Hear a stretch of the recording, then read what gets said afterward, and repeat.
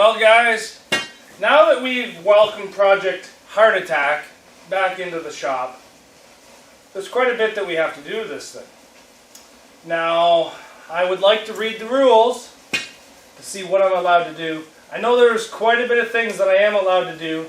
I know I am allowed to add 3/4 threaded rod to the trunk, but I don't have any, and this is only 5/8. And everything else I got is only 5/8. So maybe I'll use 5/8, but this has kind of been a good hood prop over the last 6 months, so maybe I'll keep it as a hood prop. I know we are allowed gas tank protector, so I am going to add a gas tank protector. And other than that, I'm not really sure what else I'm allowed to do. So, you guys know what I'm going to do. I'm going to pull out the rule book. Because if I'm going to start welding to a car, I might as well know the rules, so if they question me on it, I can defend myself.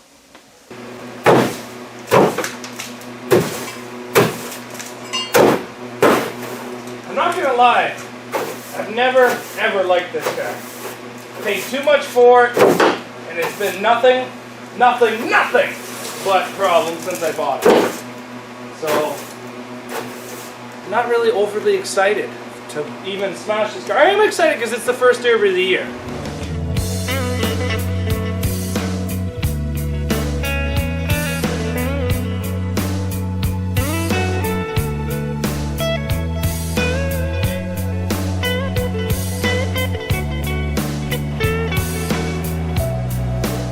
Well, I've read through the rules again, and realistically this car is actually in pretty good shape. Here's a list of the things I gotta do. Paint the driver door white. I gotta put a roof sign on because it said that you should have roof signs. I have one, it mounts in 10 seconds. Fire extinguisher, again, quick mount. Now for the back, I'm allowed to do one of two things. I'm allowed to have a back window bar, so a bar that goes from the roof to the speaker deck, or I'm allowed a gas tank protector. The back window bar would be easier, but I think I'm going to go gas tank protector. Now, I'm very, very limited on what I can do to this gas tank protector. It has to be 3 inches away from the gas tank, and it has to be 2 inches away from all sheet metal, and cannot be welded to anything on the floor, and can be only welded to the post-to-post bar.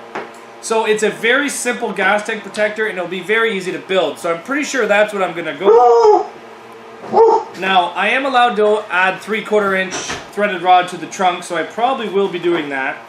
I am allowed to dish the trunk, like the rules said, but quarter panels have to stay in the factory height, and it says that I'm not allowed to peen, so I guess that's creasing. So, we'll see about that. That might be one of the last things we do, but it doesn't take that long. I could probably even do it at the Derby if I was feeling energetic enough. Fuel shut-off switch on the roof, because I do not have one. It does say I'm allowed blocks behind my struts. Now that's a little bit more of a job. I'm going to have to take the struts out, grind down the frame so I can get some nice welds. I'm going to put some more aggressive tires on it because I basically have bald summers on it and they spin unbelievably. Pre-bend the rear. I did notch the back, but where this car was built to go last time, I was not allowed to pre-bend the rear. I'm actually going to throw spare tire pushed up. Just because I like doing that as well. Missing seatbelt on driver door. That's just one of my items. I forgot to, passenger door. Forgot to put one of the seatbelts on. I want to take the trunk lid to the rear bumper, so that's on here, and I want to take the hood to the front bumper. So realistically, this is not a big list. Oh, and then the last item, paint. Project Heart Attack. Project Heart Attack. I was thinking maybe like a heart monitor line that goes all squiggly across it. I think it'll turn out pretty good. So there's really not too much to do to this. We're going to start knocking off the easy items. I'll drill all the holes for the 3/4 in the trunk, but I don't have any. Fuel shut-off switch, I actually have a new one built, so that'd be nice to have that in there. Clean up wiring I'm going to add.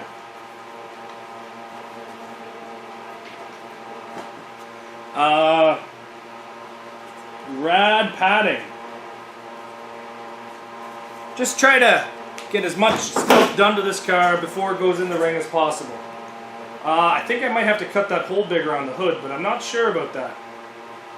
Double check that on the rules. So, lots to do. Always keeping busy out here in the shop, that's for sure. Let's get going.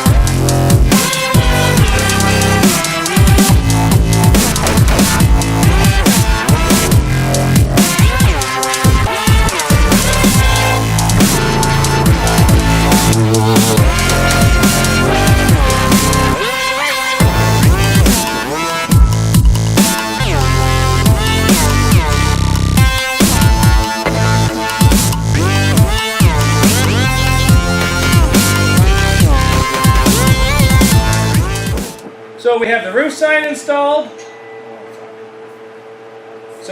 sign installed. We did the the seat belts to the front. So seat belts, hood to bumper with a seat belt right there. Cross that out. We put the fuel switch on the roof, and we put the fire extinguisher in. So we're going to cross that one out. So now that we're done the front, I guess I forgot the rad pyre. Oh, I did clean up the wiring, but I did forget padding around the rad. I think I need some duct tape before I can do that. So we'll just continue. But the next step is we have to go to the back, and we have to drill the holes for the 3/4 rod. We got to dish the trunk, pre-bend the spare tire up, and pre-bend the rear up. And then we got to put the seat belts from the trunk lid to the floor, to the rear bumper.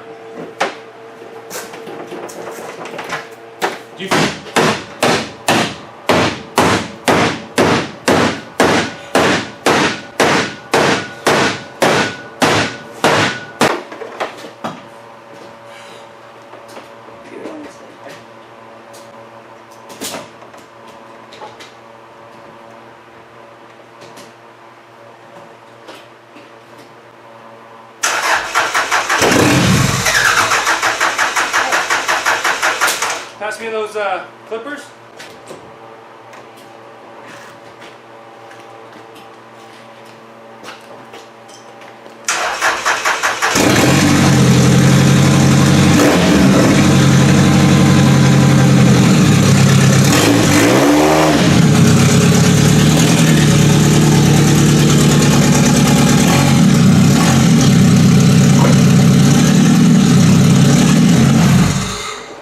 Your own gear shift?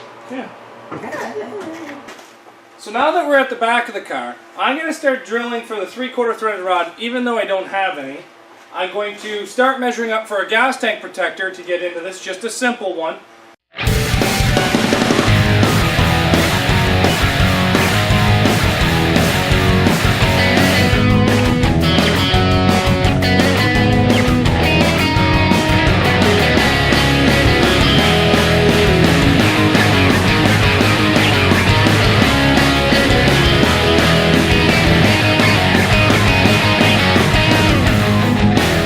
In no time at all, we've pretty much pounded off everything on this list. As you notice, a lot of the stuff that are still left to do is trunk, dish the trunk, tires, pre-bend the rear, or here? Maybe I spelled that one wrong. Trunk lid with seatbelts to the floor, rad padding because I don't have any duct tape, change battery because it's still cold out and I don't want the battery to die, and GoPro. GoPro's in the house. So pretty much everything that we've wanted to get done to this car is now done. I did check the rules, and the rules said I was allowed to fold over the driver door, so that's been done. We do have a battery in there. Unfortunately, it is not really the most healthiest battery. I did fix the start button in the panel. You'd push the button in, and it would stay in, and the starter would stay engaged, so Just a quick little take it apart, lubricate everything, put it back. I do really like these switches. The only thing I really don't like is the actual start button. And maybe I could have done this a little bit better by not mounting them on the floor where if it rains or water gets into it. Maybe if I had mounted it on the dash here or something like that, like how I've been doing with some of my other cars, but I still do really like that box. I'd like to try to find a way to rework it to make it a little bit more better, I guess. We have my fire extinguisher in there with the quick release. Let's go to the back. We now have a simple gas tank protector, and honestly guys, this is the type of gas tank protector I like building the most. Just 2 bars off the post to post to an angle bracket around the gas tank. I think this is the best way to build a gas tank protector, not to reinforce the car, but just to keep you safe. Now, a lot of places the gas tank protector rules have got quite out of hand, I think. If you guys remember my fall brawl car, the gas tank protector almost touched the speaker deck and the floor. And I was allowed to do that, and I find that the cars just don't bend. The original reason for a gas tank protector was to protect your gas tank, not to hold your car straight, steady, and where you want it to go. This right here will keep my gas tank safe, and that's what I want. I don't want these giant overbuilt gas tank protectors, but I'm happy with this. It's a very simple one. This is allowed within the rules. You're only allowed to go to the post-to-post bar, which I think is 100% fair, and I'm happy about that. We have a roof sign mounted on there, mounted with nylocks this time instead of tech screws. So hopefully that will stay on there. We can leave it all the way to the demolition derby. Happy to rep that number. We have our hood roof kill switch. Again, another little goodie I've got from the job site, but it works. When you come back to the trunk, we have all the holes drilled for our 3/4, but it is not installed at this point. We've done nothing pretty much to the back of this car.